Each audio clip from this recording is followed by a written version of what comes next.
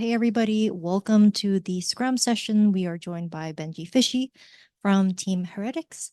We're going to start with a pre-submitted question first. First question comes from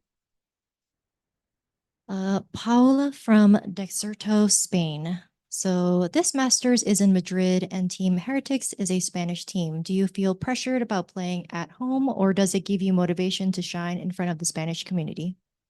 I think it gives us a lot of motivation. For me, I think it's kind of like written in the stars that we're here.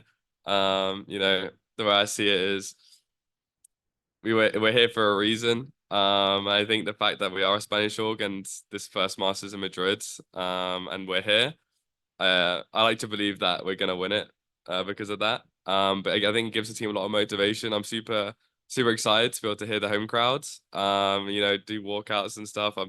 I'm so happy that we get to play here. So yeah, I think it gives us a lot of motivation for sure. Great, thank you. Next question comes from ESPM News from Ernesto. Which team are you most looking forward to facing? The team that I was always most looking forward to facing was Sentinels. I mean, for me, it was between either Sentinels or NRG. But obviously they're playing each other, so I couldn't have both.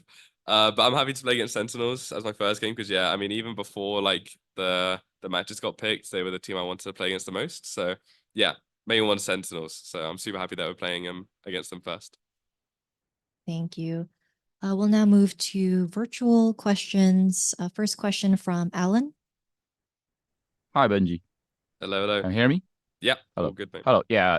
So it's very interesting that I saw a tweet about how many Twitter followers of all the players that go into Master Madrid, and like it's really great to see that someone finally he can surpass tens in that list. So because you are a player that's from Fortnite, and what do you generally feel about this kind of switch, and what do you want to say to your fans or your audience beforehand? Yeah. I mean about the Switch, I mean for me, I'm super happy that I made the Switch. For me, it was quite a big risk because I had such a big audience in Fortnite and I was still doing good competitively in Fortnite. But for me, I'm a very competitive person and Fortnite isn't a very competitive game. So I wanted to do something I enjoyed more and I knew I'd have more motivation for, which is why I swapped. And yeah, obviously it's gone pretty well because I'm here now. So yeah, no, to anybody that's recently started supporting me or has followed me from my transition from Fortnite to Valorant, I just want to say I appreciate a lot, and I hope we can do good at Masters for you. So yeah, thank you. Thank you. Thank you. Next question from Pedro Romero. Hello, hello. Can y'all hear me? Yeah. All right, perfect, perfect. All right, then Benji, thank you so much for taking the time and just answering these questions in this press conference. I just want to just ask about the fact that this team made it to Masters Madrid despite not having as much expectations compared to the other well-known teams within EMEA. And my question for you is it's a simple one, looking at the team's run to this point, how did it even happen? I mean, yeah, people didn't expect much of us. I think part of that is just due to because we are a lot of new players. I think people still expected, Fnatic to be super dominant. But I think, this is like the new era of Valorant. You're gonna be seeing a lot of new tier 2 players coming up to tier 1, I believe, within the next few years. Because there's so many like talented players. And we did our trials for this team and we tried a lot of players. We were probably the first team out of any team in Europe to do our trials. And so we got basically our pick of players and we got everybody we wanted. So I think that's why we've performed so well. Because yeah, we got all our first picks and we know how well all our players play. And I think people didn't have high expectations just because they don't realize how good these players are. So yeah, I think that's why.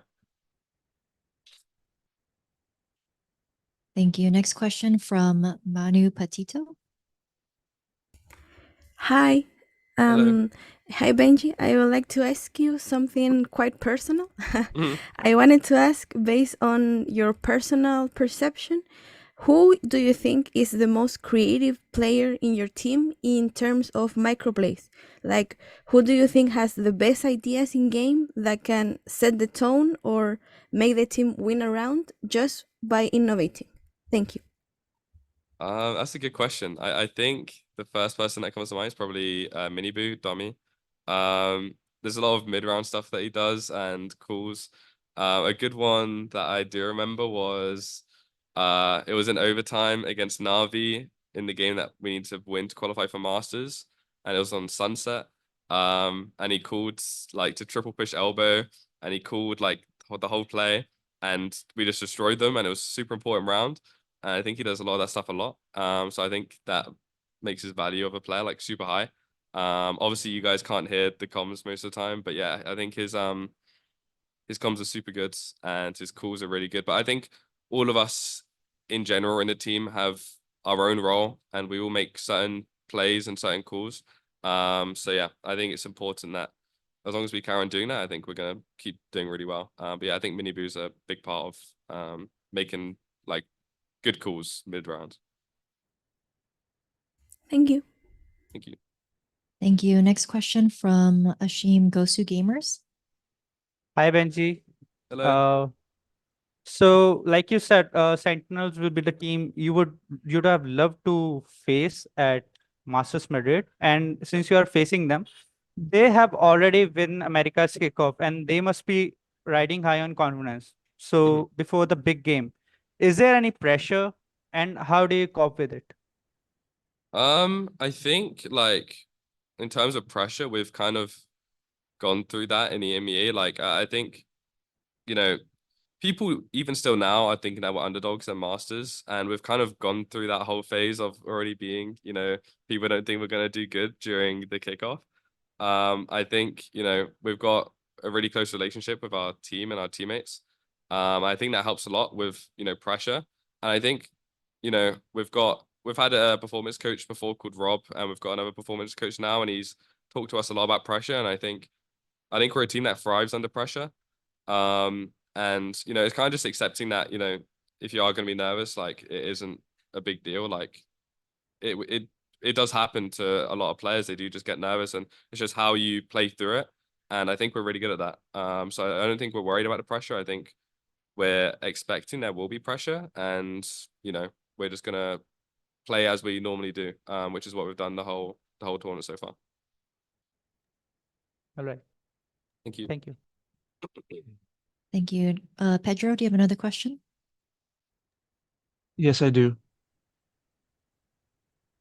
In light of, well, you mentioned a little bit about your description of your teammates in this current iteration of the team, and it's easy to forget also that you joined Team Heretics at a time up in the lead up to the LCQ last season, and I want to know how does that contrast with how you've been fitting in, or moreover, how has the new teammates in this squad has been fitting in with you and Boo, given that you guys were already a part of the team heading into this year. So just to clear it all up, how does you joining the team contrast to how this team has been fitting together in the lead up to this year and subsequently in kickoff? I mean, when I joined back in July, I think, I was always like planned to kind of stay in the team, because they did trials with me and they really liked me. So I'm not gonna, I don't know if I properly understand your question. But yeah, when I joined back in July, I kind of knew I was gonna stay for next year. I think Neil and Weber have done a good job in kind of keeping the players that they thought had the potential to, so had the motivation and the hunger to win. Obviously me and Boo were the only ones that stayed. I think Boo, Neil, and Weber have a really good kind of synergy and connection together. And obviously it wasn't showed that well last year, but now that we've got this new team, I think it shows a lot more with our strats and just everything with how we're playing.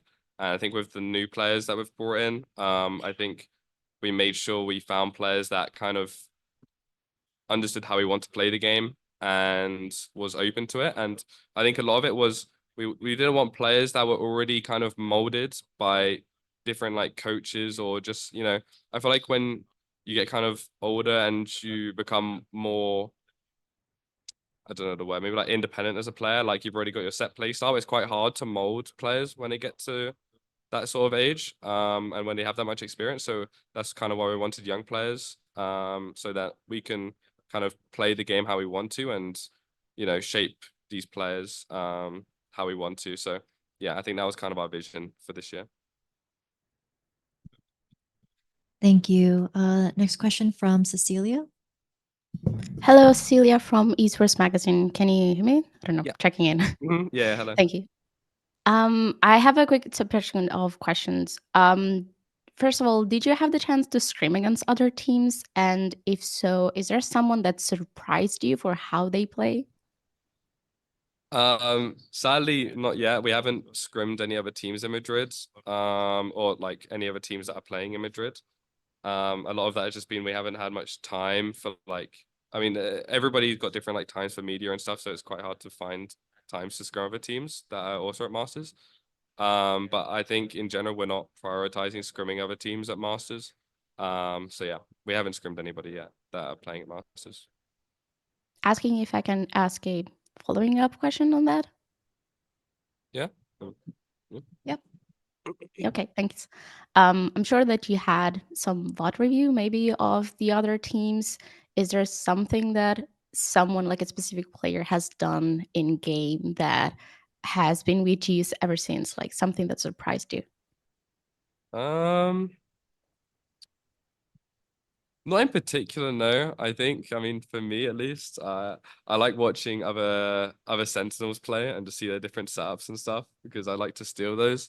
But one person in particular, not really, but no, I like to watch other, you know, Cyphers or, you know, Killjoys or anybody play just to, you know, steal their stuff. But I haven't, not anyone in particular, no. Thank you. Thank you. Thank you. Are there any questions in the room? Okay, you could come here.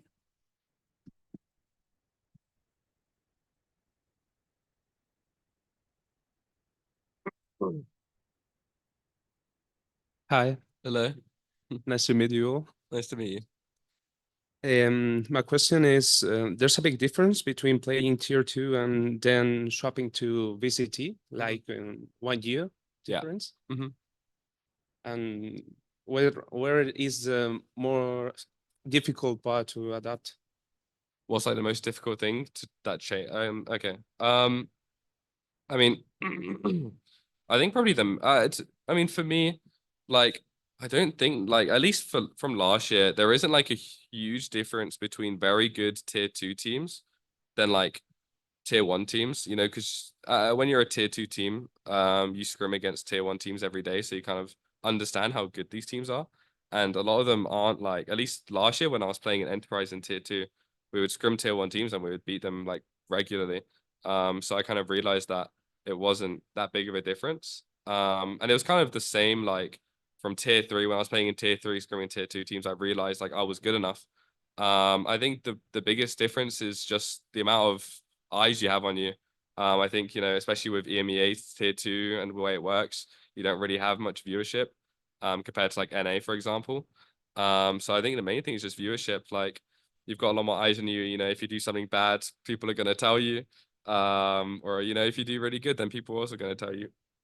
So I think that's probably the main difference. And, you know, the way I see it is a good thing. You know, I like knowing that more people are seeing me playing good. And yeah, I think that's the main difference. Thank you. Thank you.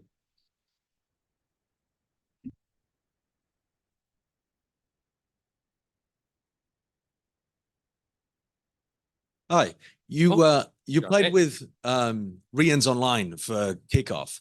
Yeah. Can you explain a bit about how the team dynamic worked there with a player that wasn't with you guys on stage? I saw at the end when you were celebrating, a bunch of the players, including yourself, going back onto the headsets in order to celebrate with Rians who were stuck at home. Can you explain a bit about how that worked, kind of more with the emotional and mental side of what was happening at kickoff? Yeah, it's a good question. It was really difficult because, you know, I think quite a few people like they see Ryan's playing online and they think it's like an advantage, but you know, you've got to think about the fact that we were boot camping for 2-3 months and he wasn't there. He wasn't able to participate in team activities. He wasn't able to participate, you know, just in normal things like eating together, just seeing each other every day. I think that does like affect, you know, the team a lot, and it'll probably affect Ryan's more than anyone. But yeah, I mean, after the games, we try to include him as much as possible. You know, we saved activities for when he comes here, that we know he's going to enjoy. And, you know, for example, yeah, like after the games, you know, when we win, like we're always talking to him because we know like we're not gonna be able to, we don't want to celebrate about him because he is part of the team. He just isn't here. So I think, yeah, it's been very hard.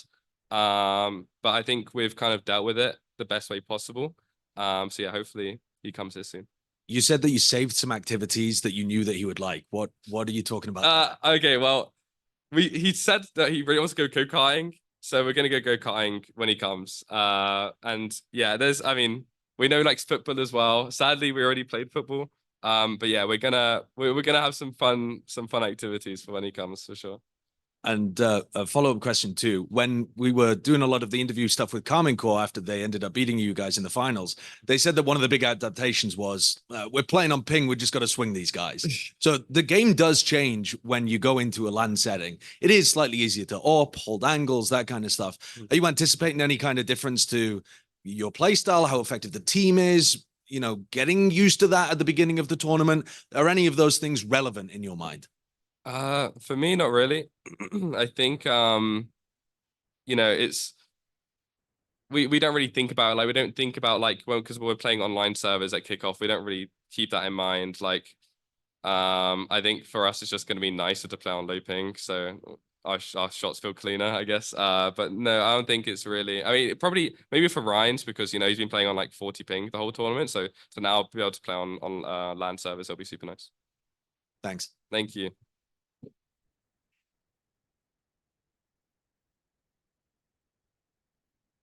This will be the final question. Hello, Benji. Gustavo from Brazil.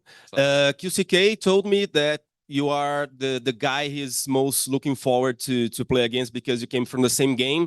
So I wanna know if you knew him from Fortnite and if you're looking forward to play against him too. I did actually know he was from Fortnite, no, but that makes me really happy because, you know, I've seen him play and I think he's really good. And Loud is a team that I do really want to play against. So no, it makes me really happy. And yeah, I'm definitely excited to play against him and Loud. Thank you very much. Thank you. Thank you very much. That concludes our scrum with benjyfishy. We'll be back momentarily with the next one. Perfect. Thank you, guys.